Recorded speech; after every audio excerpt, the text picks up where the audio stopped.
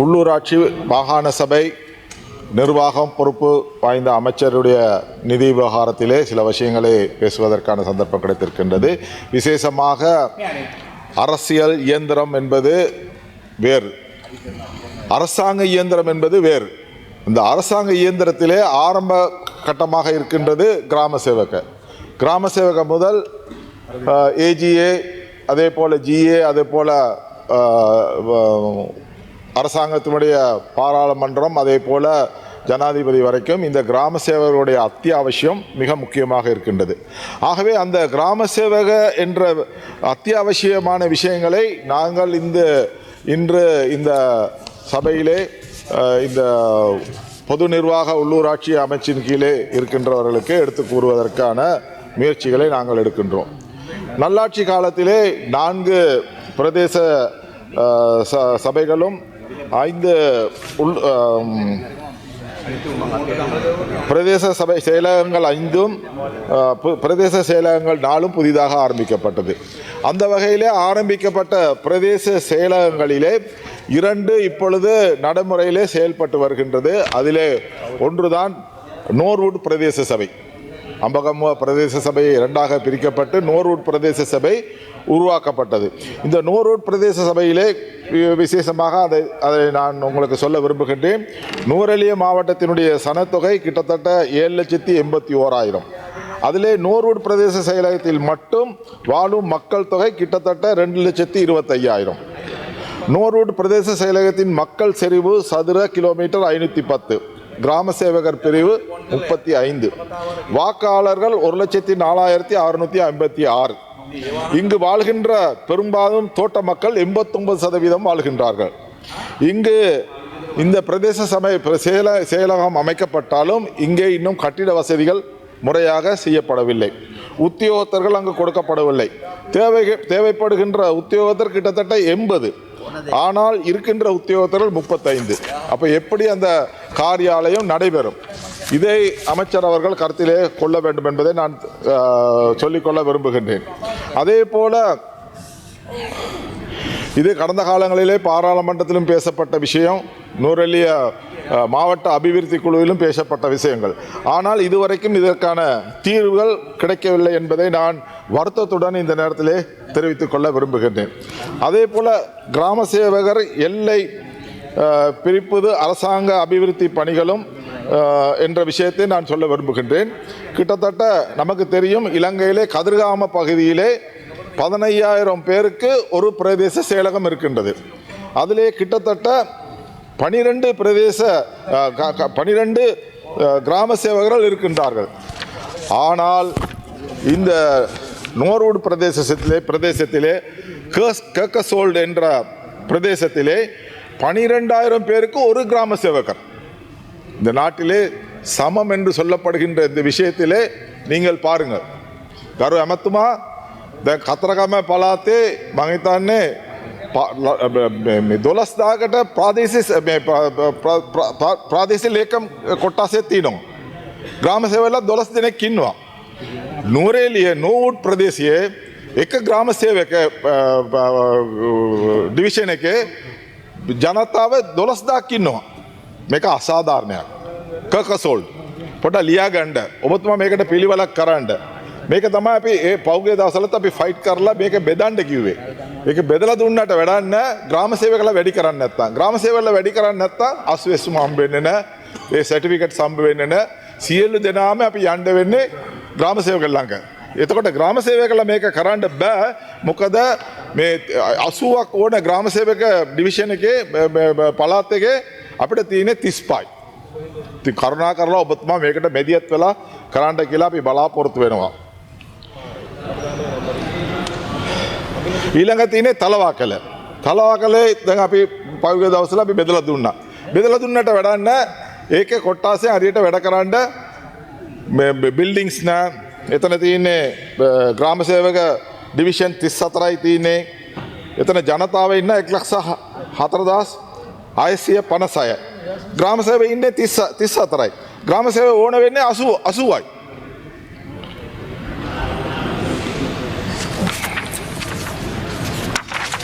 அரசாங்கத்துறையிலே முகாமத்துவ உதவியாளர்கள் பங்கு மிகவும் அத்தியாவசியமானது. இவர்களுடைய சம்பளம் எம்என் 2 அளவு திட்டத்திலே கொடுக்கப்படுகின்றது. ஆகவே அவர்களுடைய சம்பளத்தை அதிகரிப்பதற்கான நடவடிக்கையும் எடுக்க வேண்டும் என்பதை நான் சொல்லிக்கொள்ள விரும்புகின்றேன். அதே போல இப்பொழுது அதிகமான பட்டதாரிகள் இந்த நாட்டிலே இருக்கின்றார்கள். இந்த பட்டதாரிகளை மேனேஜ்மெண்ட் அசிஸ்டண்டாக கொடுக்கலாம், கிராம சேவகர்களாக எடுக்கலாம். இவர்களுக்கு நியமனம் கொடுத்து எங்களுடைய தேவைகளை பூர்த்தி செய்வதற்கான நடவடிக்கை எடுக்கப்பட வேண்டும் என்பதை நான் தெரிவித்துக் கொள்ள விரும்புகின்றேன். அதே போல வளப்பனையிலே நாங்கள் நல்லாட்சி காலத்திலே 2 பிரதேச செயலகங்கள் எடுக்க வேண்டும் என்று நாங்கள் தீர்மானித்தோம். அதிலே ஒன்று வளப்பனை பகுதியிலே இருக்கின்ற ராகலையை மையப்படுத்தி பெரும்பாலும் தோட்டப்பகுதி இருக்கின்ற அந்த பகுதிக்கு ஒரு பிரதேச செயலகம் கொடுக்க வேண்டும் என்று நாங்கள் அந்த நேரத்தில் தீர்மானித்தோம். ஆனால் இதுவரைக்கும் அது நடைமுறையில் இல்லை. அதிலே சில பிரச்சனைகள் இருக்கின்றன. அந்த பிரதேச சபையை வேறு பிரிவுக்கு கொண்டு போடுவதற்கான நடவடிக்கை எடுக்கப்படுவதாக நாங்கள் அறிகின்றோம். அதே போல கொத்மலை பிரதேச சபை பிரதேச செயலகம் பூண்டுலோயில் அமைக்க வேண்டும் என்று நாங்கள் சொல்லியிருக்கின்றோம். அதே போல் ஹங்குராங்கத்தையிலே கறந்த கொள்ளை என்ற இடத்திலே அமைக்க வேண்டும் என்பதை நாங்கள் சொல்லியிருக்கின்றோம். ஆனால் இதையெல்லாம் அங்கு இருந்த அரசியல் பிரமுகர்கள் அதை செய்வதற்கு முழுமையான நடவடிக்கை எடுக்கவில்லை. ஏனென்றால் இந்த பகுதிகள் யாவும் தோட்டப்புறங்களுக்கு செல்லக்கூடாது என்பதிலே அவர்கள் மிகவும் அக்கறையாக இருந்திருக்கின்றார்கள். ஆகவே இதையும் இந்த அரசாங்கம் விதமான தமிழ் சிங்கள முஸ்லிம்கள் என்ற பிரச்சனை இல்லாமல் செய்ய வேண்டும் என்ற எண்ணத்திலே இருக்கின்ற காரணத்தினால் இதை நீங்கள் கருத்தில் கொண்டு செயல்பட வேண்டும் என்பதை நான் தெரிவித்துக் கொள்கின்றேன். கொத்மலை பிரதேச சபையிலே கிட்டத்தட்ட 1,20,000 பேர் இருக்கின்றார்கள். ஒரே ஒரு பிரதேச செயலகம் தான் இயங்கி வருகின்றது. அங்குராங்கத்திலே 98,000 மக்கள் இருக்கின்றார்கள். ஒரு பிரதேச செயலகம் தான் இயங்கி வருகின்றது. கொத்மலை பிரதேசத்திலே 1,05,000 மக்கள் இருக்கின்றார்கள். இதுவும் ஒரு பிரதேச செயலகம் தான் இயங்கி வருகின்றது. ஆகவே இதுக்கு மக்கள் போய் வருகின்ற தூரம், அவர்களுடைய நேரம், காலம் போன்றவை பல்வேறு சிக்கல்களுக்கு இருக்கின்ற காரணத்தினால் இதை நீங்கள் செய்ய வேண்டும் என்பதை நான் உங்களுக்கு அன்பாக கேட்டுக்கொள்கின்றேன். அதே போல் இந்த தேசிய நீரோட்டத்திலே பெருந்தோட்ட மக்கள் செயல்பட வேண்டும் என்பதை நாங்கள் தெரிவித்துக் கொள்கின்றோம். உதாரணமாக இன்று பெருந்தோட்ட இருக்கின்ற மக்கள் ஏதாவது தங்களது ஒரு தேவைக்கு செல்வதாக இருந்தால் கிராம சேவகரிடம் செல்ல வேண்டும். கிராம சேவகர் உடனே சொல்லுகின்றார், நீங்கள் இருக்கின்ற தோட்டத்துறையிடம் ஒரு காகிதம் வாங்கிக்கிட்டு வாங்க என்று சொல்கிறார். ஆகவே அந்த தோட்டத்துறை என்ற பதம் வெள்ளைக்காரன் காலத்திலே இருந்து இந்த காலத்தில் வரைக்கும் இருப்பதை நாங்கள் விரும்பவில்லை. நாங்களும் தேசிய நீரோட்டத்திலே இருக்க வேண்டும் என்பதை நாங்கள் விரும்புகின்றோம். ஏனென்றால் இன்று தோட்டங்களிலே மின்சாரம் இருக்கின்றது. மின்சாரத்தை பெயர் மாற்ற வேண்டுமானால் தோட்டத்துறையிட காகிதம் வேணும். காணி பிரச்சனை இருந்தால் தோட்டத்துறையிட காகிதம் வேணும். ஆகவே இவ்வாறு மீண்டும் மீண்டும் அந்த தோட்டத்துறை போகும் பொழுது அவர் தேவையானவர்களுக்கு கொடுப்பார், தேவையில்லாதவர்கள் கொடுக்க மாட்டார். ஆகவே இவ்வாறான ஒரு பிரச்சனை இருப்பதை தவிர்த்து இதை எல்லாமே கிராம சேவகர் பிரதேச செயலகம் அடிப்படையிலே இதை கொண்டு வருவதற்கான நடவடிக்கை எடுக்கப்பட வேண்டும் என்பது என்னுடைய கருத்தாக இருக்கின்றது. விசேஷமாக சிஇபி, சிலோன் எலக்ட்ரிசிட்டி போர்டு, அவர்களுக்கு நீங்கள் ஒரு சுற்று நிருபம் அனுப்ப வேண்டும். எந்த ஒரு நபருக்கு இலங்கையிலே எப்படி மற்றவர்களுக்கு சலுகை இருக்கின்றதோ அது தோட்டப்புற மக்களுக்கும் இருக்க வேண்டும். அவர் போய் துரையிடம் தலை சொரிந்து கொண்டு நிற்க வேண்டிய அவசியம் இருக்கக்கூடாது என்பதை நான் இந்த நேரத்தில் சொல்லிக்கொள்ள விரும்புகின்றேன். அதே போல் இன்று நுவரெலியா மாவட்டத்திலே கிட்டத்தட்ட 14 பிரதேச சபைகள் இருக்கின்றன. அதாவது மாநகர சபை, அதே போல் UC2 பிரதேச சபைகள் இருக்கின்றன. ஆனால் அதிலே நுவரெலியாவுக்கு மட்டும்தான் இந்த தீயணைப்பு யந்திரம் இருக்கின்றது. ஆகவே ஒரு பெரிய 7,81,000 மக்கள் வசிக்கின்ற அந்த பகுதியிலே பல நகரங்கள் இருந்தாலும் எங்காவது ஒரு தீ விபத்து ஏற்பட்டால் தீயை அணைப்பதற்கான நடவடிக்கை அங்கே எடுக்க முடியாது. காரணம், அந்த நகர சபைகளுக்கோ அந்த பிரதேச சபைகளுக்கோ தீயணைப்பு யந்திரம் கிடையாது. அதன் மூலமாகத்தான் இந்த பல தோட்டங்கள் தீயிலே இன்று முழுமையாக நாசப்படுத்தி எரிகின்றது. ஆகவே அதை கருத்தில் கொண்டு தீயணைப்பு இயந்திரங்கள் கிட்டத்தட்ட ஒவ்வொரு கிட்டத்தில் இருக்கின்ற பிரதேச செயலகங்களுக்கு கொடுக்கப்பட வேண்டும் என்பதை நாங்கள் சொல்லிக்கொள்ள விரும்புகின்றோம். அதே போல் அம்பகமோ பிரதேச சபையினால் சம்பளம் வழங்குதல் பற்ற ஒரு பிரச்சனை இருக்கின்றது. அம்பகமோ பிரதேச சபையானது 3ஆக பிரிக்கப்பட்ட பின்பு காரியாலய உத்தியோகத்தர்கள் 16 நோர்வுடுக்கும் மஸ்கெலியாவுக்கு 14ஆகவும் அனுப்பப்பட்டிருக்கின்றது. இப்பொழுது அரசாங்கத்தின் கொள்கையை 20% ஊழியர்கள் சம்பளத்தை சபையை தாங்கிக் கொள்ள வேண்டும் என்பது சொல்லப்படுகின்றது. ஒவ்வொரு மாதமும் அம்பகம பிரதேச சபையானது 3.5 லட்சம் ரூபாய் தொகையை செலுத்த வேண்டியுள்ளது. இதன் காரணமாக ஒரு தீர்வினை அரசாங்கம் பெற்றுத்தருமாறு கேட்டுக்கொள்கின்றோம். කරු ඇමතුමනි මේක ඔබතුමාට තේරෙනවද දන්න මන් දන්න දැන් අඹගම්ම ප්‍රාදේශීය සභාව කලින් එකට තිබුණේ අඹගම්ම ප්‍රාදේශීය සභාව කියලා. ඊට පස්සේ ඒක තුනට බෙදුවා. මස්කෙලිය, නෝර්වුඩ්, අඹගම්ම. ඒ වුණාට එතන ඉන්න ස්ටාෆ් බෙදලා තිනවා නෝර්වුඩ් එකටත් මස්කෙලිය එකටයි. නමුත් පඩි ගෙවන්නේ තවම අඹගම්ම. එතකොට අඹගමුව ප්‍රාදේශීය සභාවට ඔබතුමාන්ලා කියලා තියෙන චක්‍රලේඛනය තියෙනවා 100% තමයි පඩි ප්‍රතිපූර්ණ කරන්න පුළුවන් කියලා. ඊළඟ පඩි ඔක්කොම ඒගොල්ලන් ගෙවන්නේ. එතකොට අර ප්‍රාදේශීය සභාවට වැඩ කරන මිනිසුන්ට මේ ප්‍රාදේශීය සභාවෙන් සල්ලි ගෙවන්නේ, මුදල් ගෙවන්නේ, පඩි ගෙවන්නේ. ඉතින් මේක අසාධාරණයක්. මේකට තීන්දුවක් දෙන්න. ඊළඟට තියෙන්නේ පළාත් සභා ක්‍රමය නැත්නම් පළාත් සභා මැතිවරණ. පළාත් සභා මැතිවරණ කියන්නේ විශේෂම උතුරු නැගෙනහිර ජනතාවට විතරයි නෙවෙයි සියලුම ජනතාවට පළාත් සභාව ඕඩ වෙනවා. මොකද මම පළාත් සභාවේ 3 පාරක් ඇමති වෙලා හිටියා. මං හිතන්නේ පාර්ලිමේන්තුවේ මං කටයුතු කරපුට වැඩිය පළාත් සභාවේ මං වැඩිය කටයුතු කරා. ඒ කිට්ටුවෙන් ආශ්‍රය කරලා ඒ ජනතාවට වැඩ කරන්න අවස්ථාවක් තිබුණා. කිට්ටුවෙන් වැඩ කරන්න. ඉතින් ඒක නිසා පළාත් සභාව අත්‍යවශ්‍යයි. ඒ පළාත් සභාව ක්‍රමයේ ගේන්න මොනාරි අඩුපාඩු තියෙනවා නම් මම හිතන්නේ මේ අපේ විජේශ්‍රී මන්ත්‍රීතුමා කියපු පරිදි මොනාරි අඩුපාඩු තියෙනවා නම් මේ කාන්තාව නියෝජනය වෙනවා නම් ඒකට සංශෝධනයක් ගේන්න.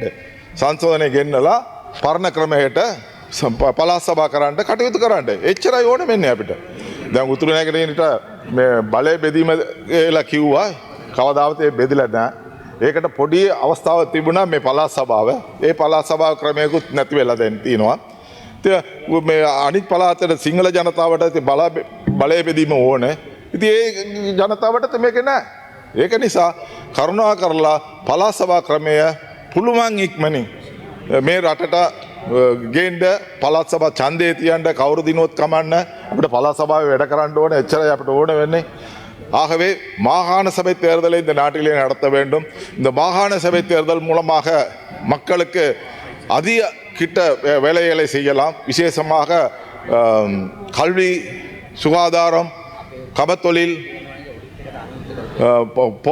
பாதை போக்குவரத்து அமைச்சு போன்ற பல்வேறு விஷயங்களிலே அந்த மக்களுக்கு தேவையான விஷயங்களை செய்வதற்கு ஒரு கருவியாக இருந்ததுதான். Radhakrishnan, you have 2 more minutes. அதனால் அது செய்ய வேண்டும் என்பதை நான் கேட்டுக்கொள்கின்றேன். நான் ஒரு சின்ன கதையை மட்டும் சொல்லிட்டு என்னுடைய பேச்சை நிறைவு செய்யலாம் என்று நினைக்கின்றேன். හොඳ තෙල් මුදලාලි කෙනෙක් හිටියාලු ගමේ. ඒ තෙල් මුදලාලි හොඳට තෙල් විකුණනවලු එයාගේ කඩේ. නමුත් එයා විකුණන්නේ ඔක්කොම බාල තෙල්. කලවම් කරලා තමයි විකුණන්නේ. හරිද? ඒ මුදලාලි විකුණලා අන්තිමේ යට අංශභාග දාලා මිනිහා නැති වෙන්න අවස්ථාවේදී පුතාට කතා කරලා කිව්වලු පුතා මම මෙච්චර දවසේ මේ කවලම් කරලා තමයි තෙල් වික්කේ, බාල තෙල් වික්කේ. ඔයා මේ කරන්න එපා. ඊට පස්සේ හොඳ තෙල් විකුණන්න. එතකොට ඔයාටත් මේ වගේ සිද්ධියක් වෙන්නේ නැහැ කියලා කිව්වලු. ඇඩ්වයිස් කරාලු. නමුත් පුතා පවවදා ඉඳලා යා නැති වුණාට පස්සේ පවවදා ඉඳලා හොඳ තෙල් වික්කලු. කවලම් කරන්නේ නැතුව හොඳ තෙල් වික්කලු. නමුත් මිනිස්සු මේ පාරිභෝගිකයෝ ඇවිල්ලා කිව්වලු ඔයා මොනවද මේ බාල තෙල් විකුණන්නේ? ඔයාගේ තාත්තානේ හොඳ තෙල් විකුණුවේ.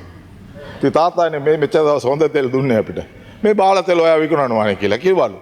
ඉතින් එහෙමනම් අර කොච්චර හොඳ එක ඔයගොල්ලෝ කිව්වොත් මිනිස්සු පිළිගන්න ඕන. එතන ඉන්නේ ප්‍රශ්නේ මිනිස්සු පිළිගන්න. මිනිස්සු පිළිගන්න වෙනකන් අර මාකට් කරන්න බෑ. මිනිස්සු පිළිගන්නවා නම් අපි හොඳ අදහසක් කියන්න ඕන. අපි හොඳ කරුණක් අපි ඉදිරිපත් කරන්න ඕන. ඒකයි මේ අදහස. ඒක නිසා කරුණා කරලා ඔබතුමාලා මාකට් කරන්න. ඔබතුමාලා කරන වැඩ මාකට් නෑ. ඉතින් මාකට් කරලා මේක කරන්න බලන්න. එච්චරයි අපිට ඕන වෙන්නේ. ඒක නිසා බෙන්තුර කතා කරන්න උවමනක් නෑ. ගිය සුමානේ දිගටම ඔක්කොම කතා කරේ පඩි ගැන. බතු කරේ පඩි ගැන. දැන් මං හිතන්නේ මේ සුමානේ ඒක ගියා ත්‍රිංකොමලයකට. ත්‍රිංකොමලයකට ගියා. ඒක නිසා මේ සුමානේ ඒක නෑ. ලබන සුමානේ මොන හරි සබ්ජෙක්ට් එක අදමු. Prabhu Radhakrishnan, your time is up. හොඳයි. thank you very much. Thank you.